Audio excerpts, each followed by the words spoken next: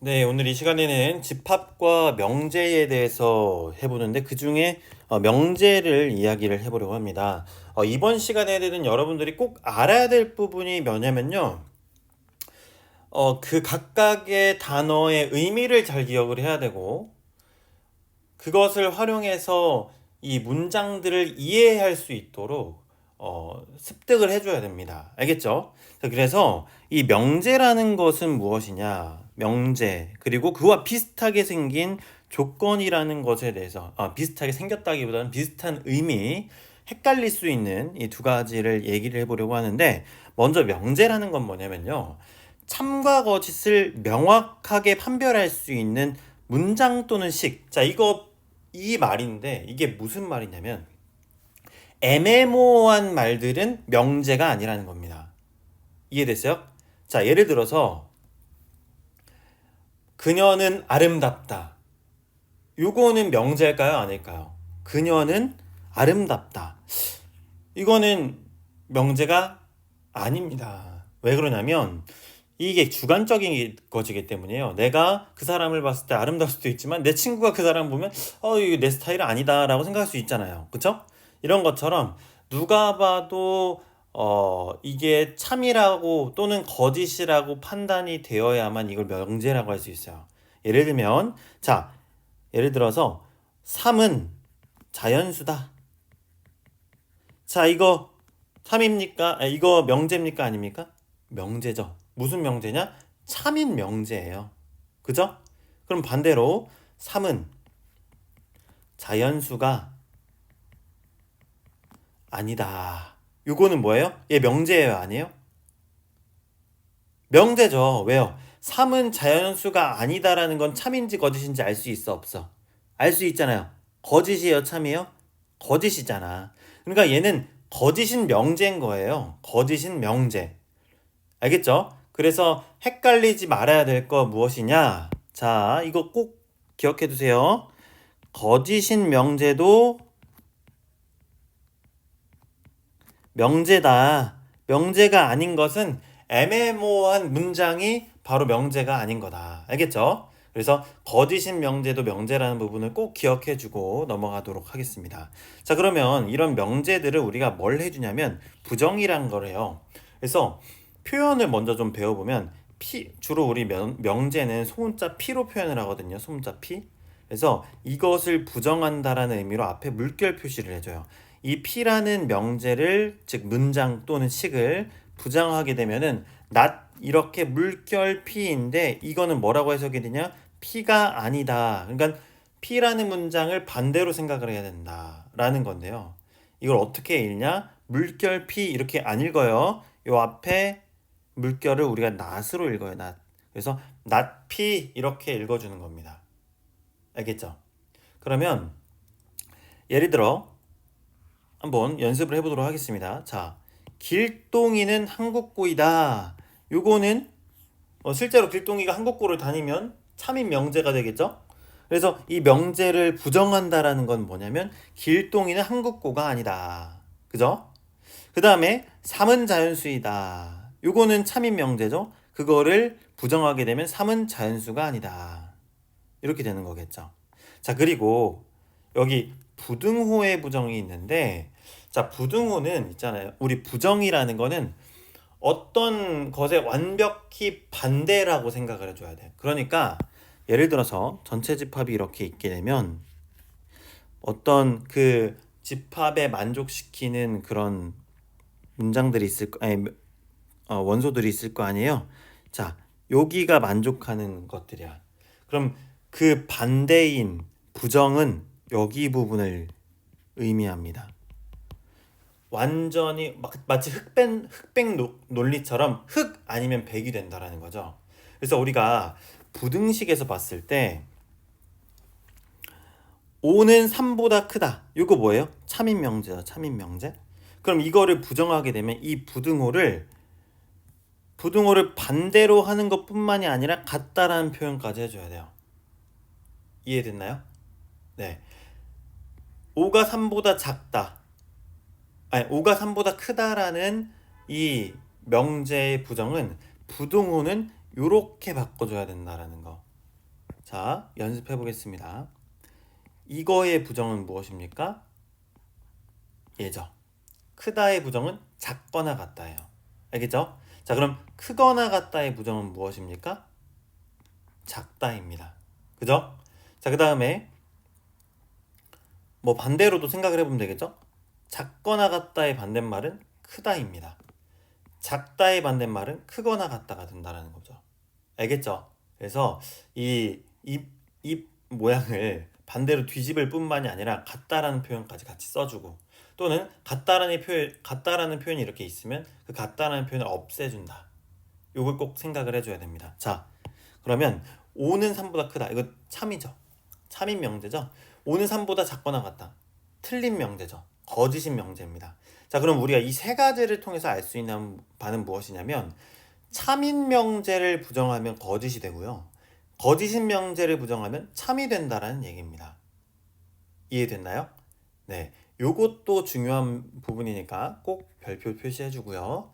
자, 그 다음에 우리가 P라는 명제를 부정하면 not P가 되죠. 그럼 그 부정한 거를 다시 부정해서 not P의 not P, not P가 되면 뭐가 됩니까? 원래 자기 자신으로 돌아오는 거예요. 그죠? 자, 요걸로 한번 다시 생각을 해볼게요. 자, P를 부정하면 이 파란색 영역이 되겠죠? 근데 그 파란색 영역을 또 부정하면 빨간색 영역으로 돌아오는 것처럼 P의 부정의 부정은 자기 자신이다. 이렇게 생각을 해주면 되겠습니다. 알겠죠? 자, 이렇게 해서 명제에 대해서 얘기를 해봤어요.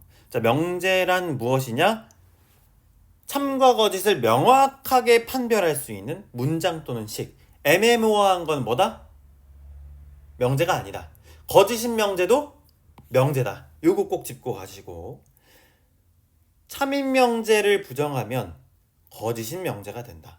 요거 기억을 해주시면 되겠습니다. 자, 다음으로 명제랑은 조금 비슷해 보일 수 있는 조건에 대해서 얘기를 해볼게요.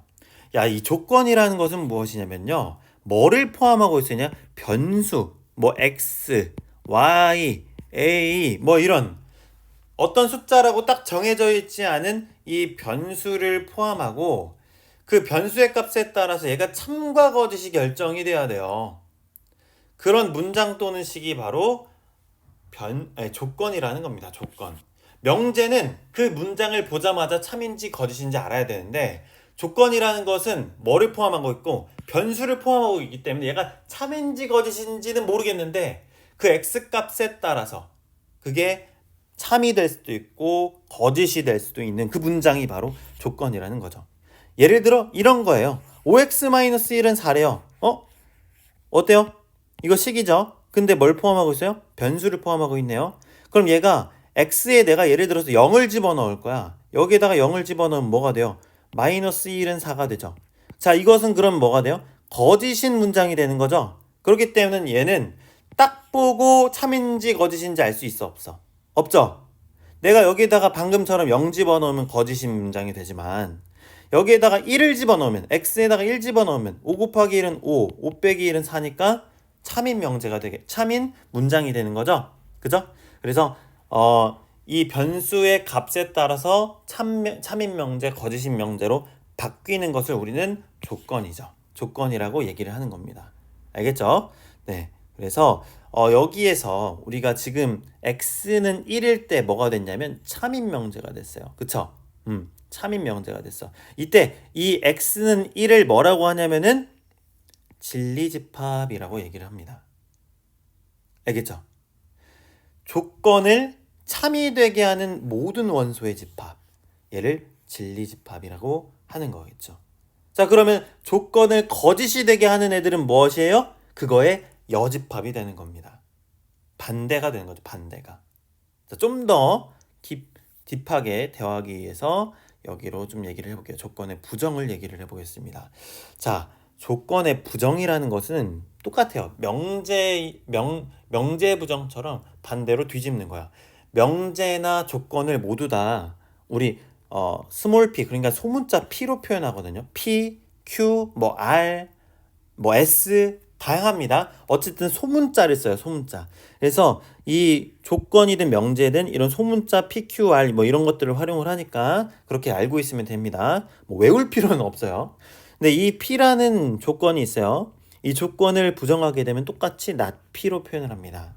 그죠? 자, 그러면 내가 이렇게 그 전체 집합 U가 있고요.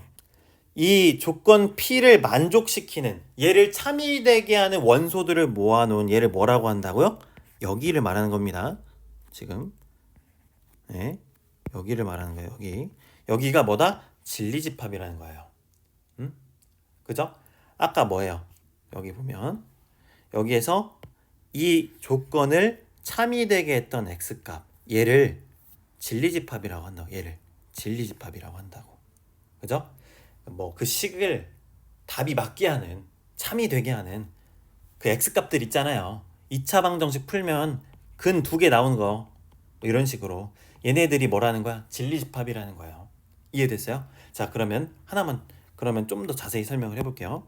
자, 전체 집합 우리는 전체 집합을 1부터 10까지의 자연수라고 얘기를 할게요. 그죠?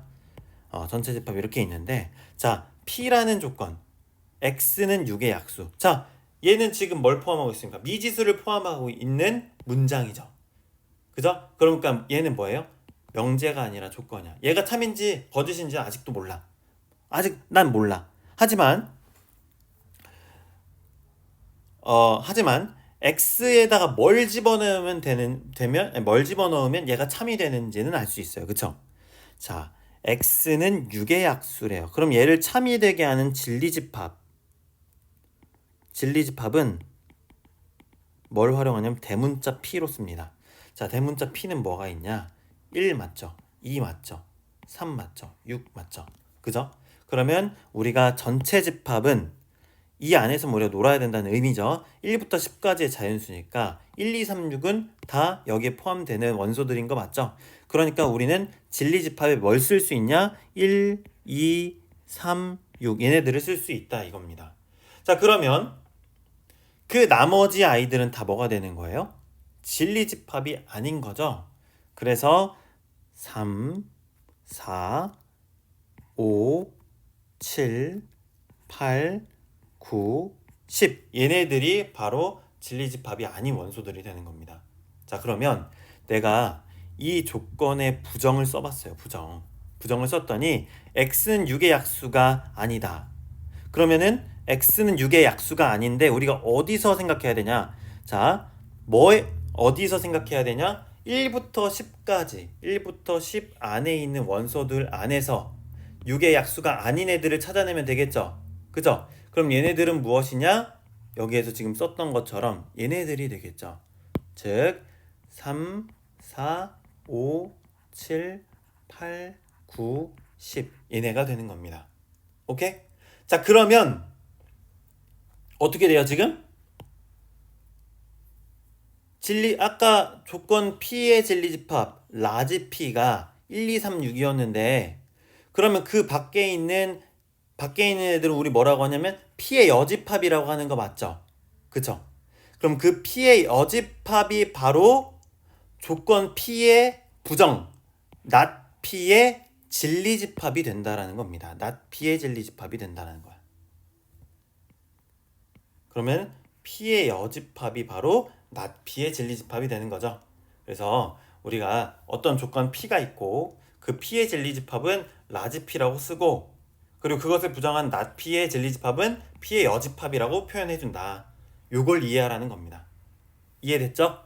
자, 다시 좀 정리를 해보면 자, 조건 P의 부정인데요. 조건 P의 부정도 명제 부정처럼 not P라고 쓰는데 자, 우리 P도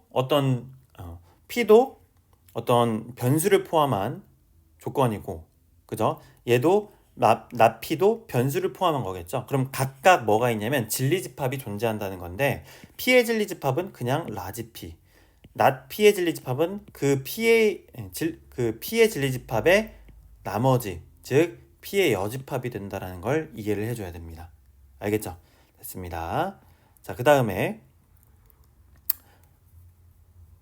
우리가 이 조건 P 또는 Q, P 그리고 Q, 요거 여기서 뭐가 핵심이냐면 또는이라는 말과 그리고라는 말이 핵심인데요.